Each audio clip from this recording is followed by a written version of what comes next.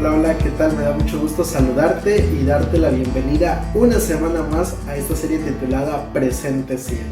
Este es un espacio donde compartimos el estudio de la lección de cada semana y nos da mucha alegría que puedas estarnos acompañando en esta ocasión una semana más y damos gracias a nuestro Dios por ello. Estamos en la lección número 3 para el 20 de enero del año 2024. Y el título de la lección es El Señor Reina.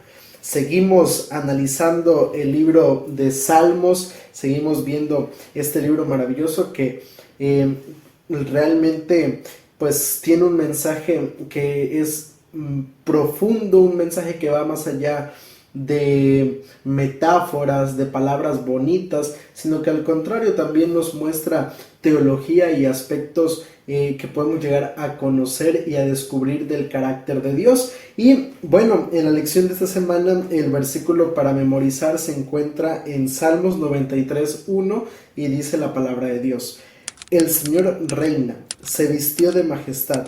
El Señor se vistió, se ciñó de fortaleza, afirmó el mundo y no se moverá. Qué versículo tan más impresionante.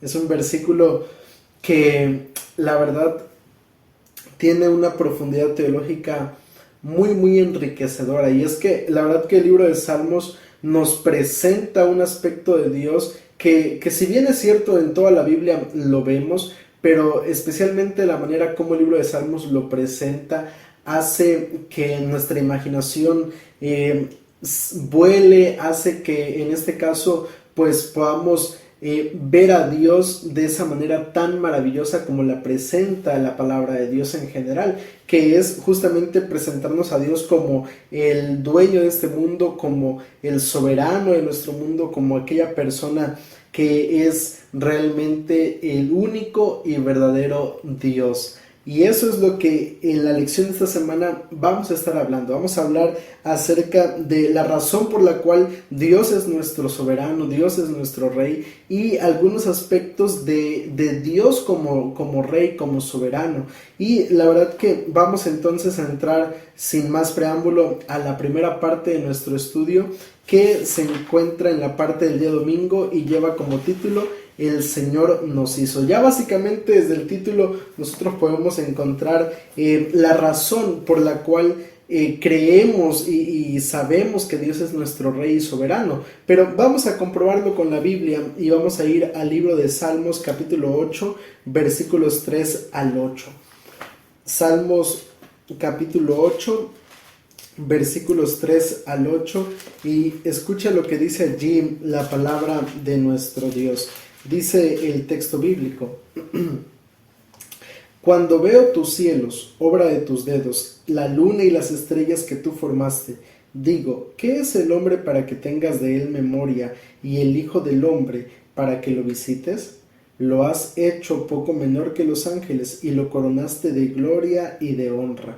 Lo hiciste señorear sobre las obras de tus manos, todo lo pusiste debajo de sus pies, ovejas y bueyes, y todo ello, y asimismo las bestias del campo, las aves del cielo y los peces del mar, todo cuanto pasa por los senderos del mar. Mira, el Salmo 8, en los versículos 3 al 8, nos habla justamente de esa obra creadora de parte de Dios. Y nos da con un lenguaje que es fascinante la manera como el autor, como David en este caso, presenta la manera a Dios como creador. Y es fascinante porque mira las palabras que utiliza: cuando veo los cielos, obra de tus dedos, la luna y las estrellas que tú formaste. Se pregunta, dice el autor, ¿qué es el hombre para que tengas de él memoria? ¿Y quién es el hijo del hombre para que lo visites? Es fascinante porque realmente nos lleva a contrastar básicamente. Nos presenta un contraste entre lo inmenso que es este mundo, este universo, y lo insignificante, lo pequeños que somos como seres humanos. La verdad, yo no sé si tú alguna vez has salido en la noche y has contemplado las estrellas. En lo personal, sé lo que me gusta mucho es ver las estrellas por la noche. Y muchas veces al admirar las estrellas me pregunto, pienso para mis adentros, qué tan grandes son, qué tan distantes están, cuántas cientos y cientos de millones no habrán, cómo se verá el mundo desde allá arriba. Me pongo a pensar y es que realmente el autor al leer este texto nosotros podemos ver cómo el autor busca mostrar tal vez lo que delante de los ojos de otras personas el ser humano puede llegar a representar, una milésima parte de lo que es este mundo. Pero para Dios no representamos una milésima parte de este mundo, sino que para Dios representamos lo más importante de este mundo. Y la verdad que eso es fascinante, pero no solamente el salmista lo menciona allí, sino que incluso en el Salmo número 100, escucha lo que dice también allí el texto bíblico. Cantad alegres a Dios, habitantes de toda la tierra. Servid a Jehová con alegría, venid ante su presencia con regocijo. Reconoced que Jehová es Dios, Él nos hizo y no nosotros a nosotros mismos. Pueblo suyo somos y ovejas de su prado. Entrad por sus puertas con acción de gracias, por sus atrios con alabanza. Alabadlo, bendecid su nombre, porque Jehová es bueno y para siempre es su misericordia y su fidelidad por todas las generaciones.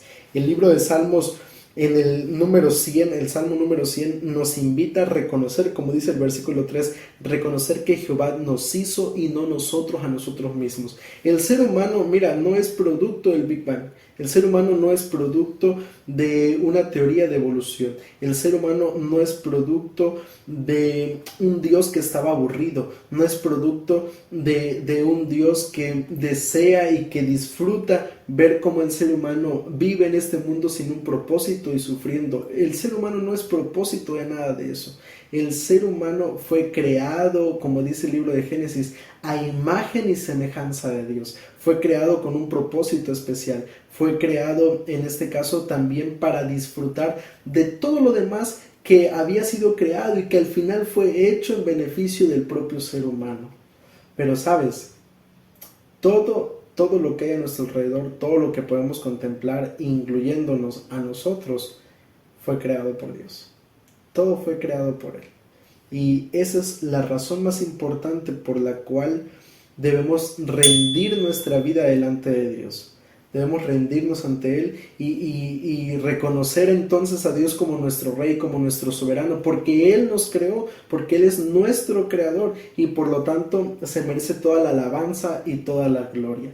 Y esa es uno de los aspectos que el libro de Salmos trata de mostrarnos, a Dios como el Rey y soberano, pero motivados en este caso a reconocerlo así, motivados porque Él es nuestro creador. Ahora vamos a continuar analizando el libro de Salmos y vamos a ir ahora a conocer lo que nos menciona la parte del día lunes, porque es muy importante conocer algunos aspectos del carácter de Dios. Es importante que nosotros podamos comprender estas cuestiones, y la parte del día lunes lleva como subtítulo El Señor reina, y vamos a leer específicamente Salmos 97 versículo 1. Mira lo que dice allí el texto bíblico.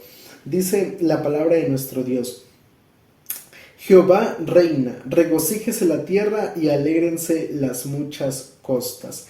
El versículo 1 del Salmo número 97 inicia con esa expresión, el Señor reina. Y mira, el Salmo 97 es básicamente un reconocimiento de Dios como el soberano, como en este caso el Dios verdadero para el ser humano. Y específicamente el versículo 7, lo que es el versículo 7, es considerado por los comentaristas bíblicos como el punto central del Salmo número 97, porque escucha lo que dice allí el verso 7. Avergüéncense todos los que sirven a las imágenes de talla, los que se glorían en los ídolos, póstrense ante él todos los dioses. Mira, el autor, aunque habla acerca de dioses, no quiere decir que el autor considere que realmente existen otros dioses, sino más bien está haciendo un llamado, una invitación a reconocer que en este caso todo lo demás que se pueda hacer llamado Dios realmente no es un Dios, porque el único Dios verdadero es en este caso Jehová. Y qué importante es conocer este aspecto de Dios como lo presenta el libro de Salmos, como Dios como soberano y como el único Dios verdadero. Y es necesario que cada uno de nosotros en este caso pues podamos reconocer esta parte. Pero ¿cómo es entonces el reinado de Dios? Mira, nosotros lo vamos a ver en este caso un poco más adelante, pero me gustaría mostrarte un aspecto importante que nos presenta por lo menos la parte del día lunes como la introducción al resto de la semana, porque si nosotros leemos específicamente el versículo 2 del capítulo 9, del Salmo 97, mira lo que dice allí la palabra de Dios. Nubes y oscuridad alrededor de él, justicia y juicio son el cimiento de su trono. Dios es el soberano, Dios es rey, Dios es quien reina, no solamente por el hecho de que Él es nuestro creador, sino también porque Él es un Dios justo. Él es un Dios que sus juicios son de acuerdo a lo que verdaderamente puede ser llamado justicia. Y me gusta la última parte de este versículo porque dice que la justicia y el juicio son el cimiento de su trono. Tenemos un Dios que actúa con justicia, que nada de lo que sucede en nuestro mundo pasa desapercibido delante de Dios, sino que como un rey justo trata de dar el pago a cada uno de acuerdo a cómo nos corresponde como seres humanos. Y es justamente este otro aspecto interesante de la naturaleza de Dios. Ya decíamos, el libro de Salmos nos presenta a un Dios como rey, como soberano, pero también nos presenta algunos aspectos del carácter de ese Dios rey y soberano, y justamente su justicia es uno de esos aspectos. Y mira, la parte del día martes específicamente nos habla acerca de esa justicia y de cómo el libro de Salmos presenta a Dios como un Dios justo.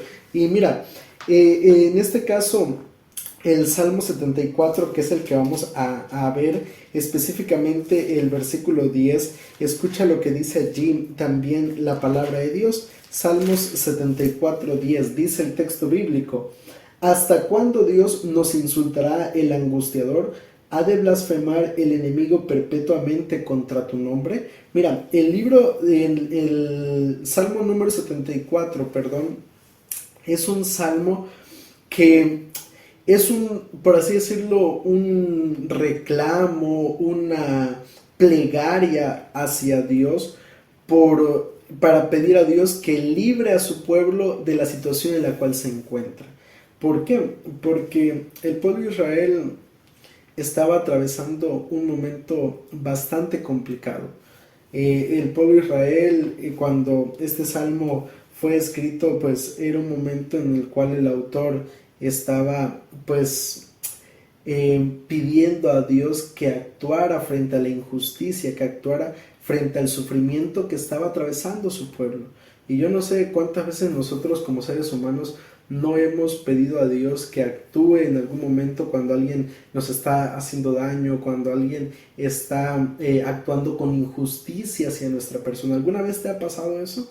Que has reclamado a Dios que actúe, que a veces pareciera ser que, como dice el versículo 10, Dios ha apartado su mirada de nosotros y en este caso nos ha olvidado a nuestra suerte. Pero el Salmo número 75 básicamente es la continuación y la respuesta que Dios le da en este caso al autor del Salmo número 74. Es una respuesta donde nos presenta a Dios siendo justo, y específicamente hay algunos versículos que me gustaría mostrarte en este momento que nos hablan acerca de este aspecto del carácter de Dios. Especialmente el verso 2, Salmo 75, 2, mira lo que dice: en el tiempo que yo decida, juzgaré rectamente. Hay algo importante, y la verdad tal vez suene como un meme, por así decirlo. Y es que siempre hemos escuchado personas decir que Dios tiene sus tiempos. Y aunque a veces pareciera como un cliché, pero realmente es así. Dios sabe el momento en el cual Él actuará en favor del ser humano, o también dejará que el ser humano pues tenga que enfrentar las consecuencias de sus acciones, de sus decisiones. Y en este caso el versículo 2 nos menciona allí que Dios juzgará rectamente y que en este caso Él lo hará en el tiempo que Él así lo decida. Y creo que es importante en este caso conocer este aspecto, ¿no? Que realmente Dios sabe el momento, sabe cuál es ese punto en el cual Él pues va a actuar en favor de sus hijos, en favor de aquellos que se han mantenido fieles a Él.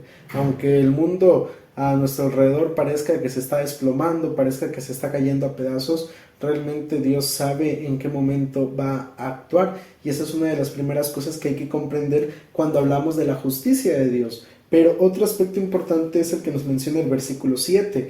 Dice allí la palabra de Dios: pues Dios es el juez, a este humilla y a aquel enaltece. Eso nos demuestra que realmente Dios es el único juez, y el único juez que verdaderamente imparte justicia. Hace un tiempo atrás yo recuerdo que estaba platicando con una persona, y esta persona me estaba pues diciendo acerca de una situación que ellos estaban viviendo en su vida, de cómo otro ser querido pues había actuado con injusticia hacia ellos. Y entonces esta persona me decía: yo no comprendo cómo Dios puede llamarse un Dios justo cuando están actuando con injusticia hacia mí.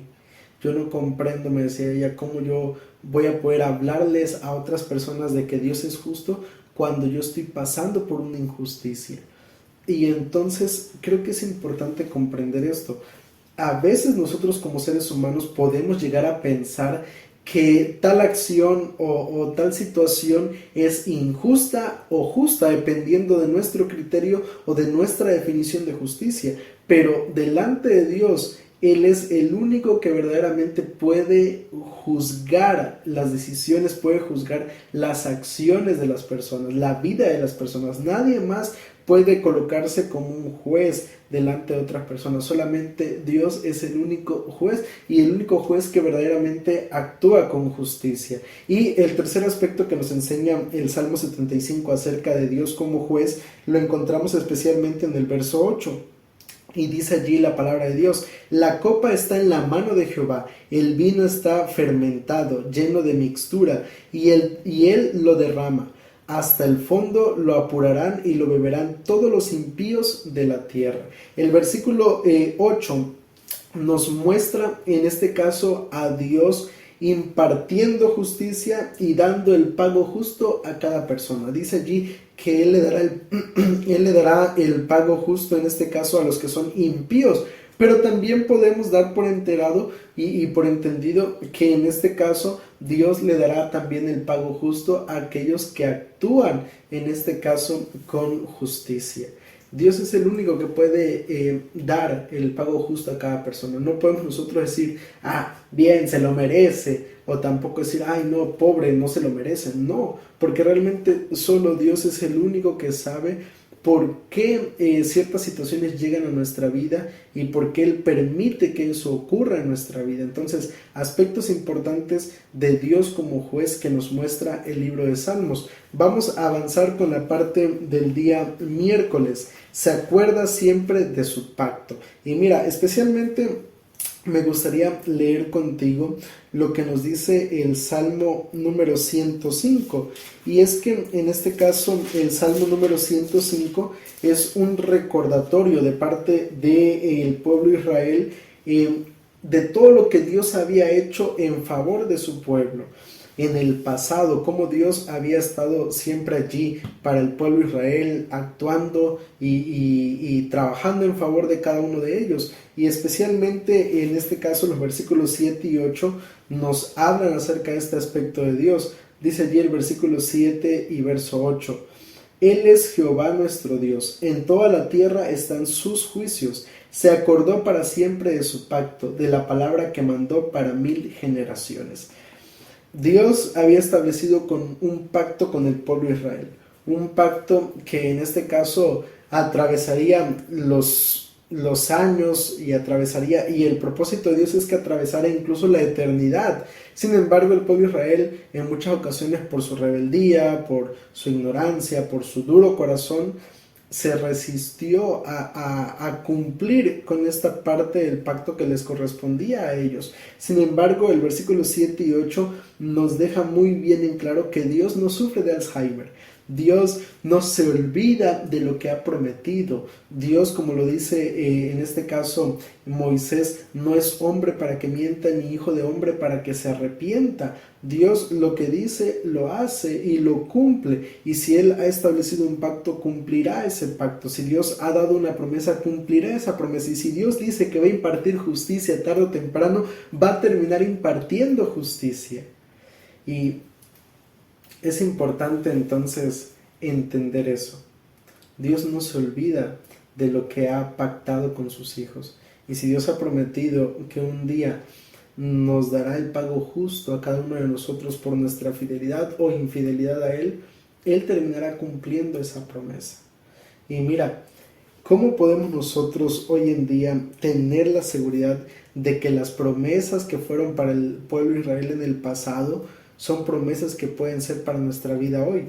Especialmente yo quiero leer contigo lo que dice el libro de Gálatas capítulo 3. Gálatas capítulo 3 versículos 26 al 29. Vamos a movernos un momento del libro de Salmos, pero es que me parece importante que cada uno de nosotros comprendamos lo que dice y cómo esas promesas que fueron para el pueblo de Israel pueden ser también para nosotros hoy.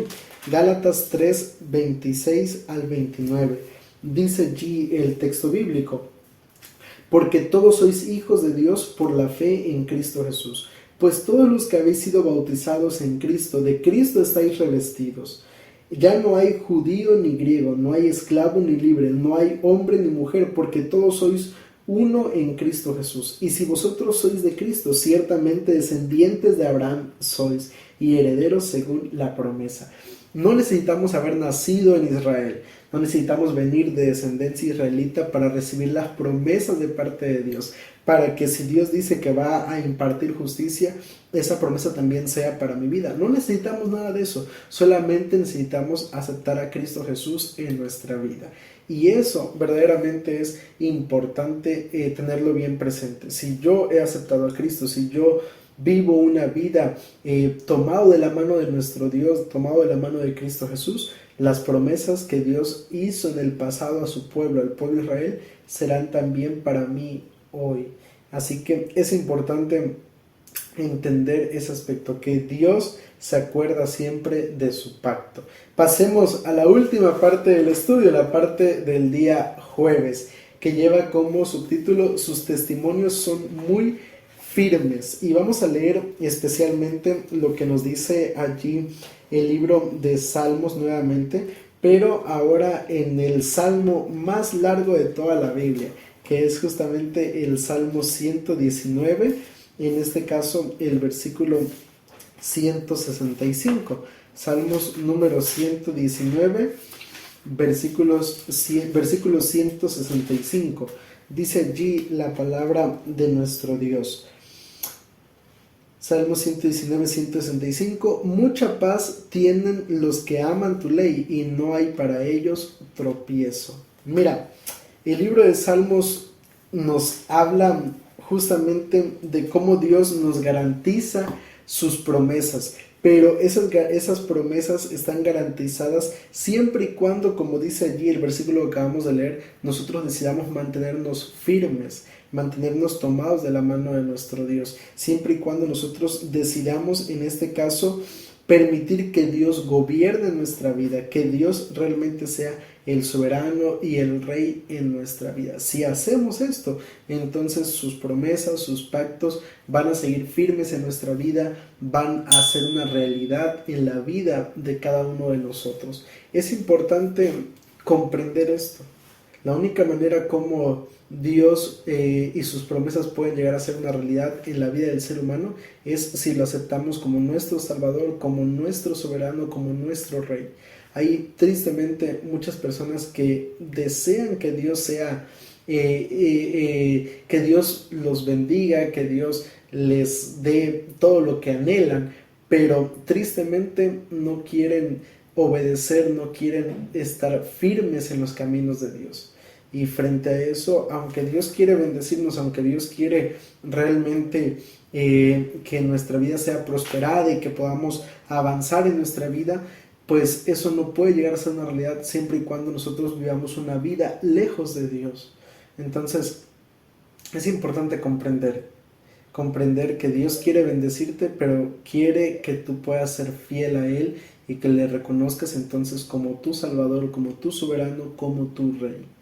Y mira, la verdad que la lección de esta semana nos deja una lección muy importante. Nos enseña que el libro de Salmos es un libro rico en teología también y que nos muestra aspectos importantes del carácter de Dios, aspectos que sin duda alguna nos pueden ayudar a percibir a Dios desde otros puntos de vista que tal vez no los habíamos llegado a descubrir. Entonces yo quiero invitarte especialmente a que pues veas el libro de Salmos no solamente como palabras bonitas, como promesas, sino también como un libro rico en teología y que también tiene mucho que enseñarnos acerca de Dios. Pero no solamente eso, sino invitarte específicamente a que tú puedas en este momento pues verdaderamente aceptar las promesas de Dios, pero también aceptar a Dios como tu Salvador, como tu Rey, como tu soberano.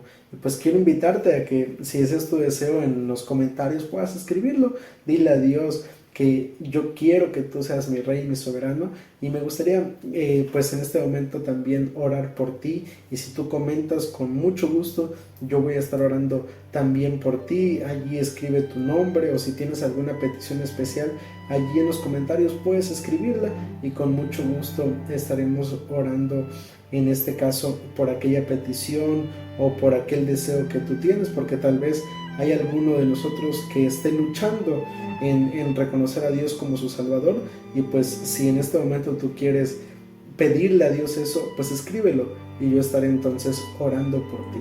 Así que vamos a terminar esta lección pues buscando a Dios por medio de una oración. Querido Padre, alabado y glorificado sea tu nombre.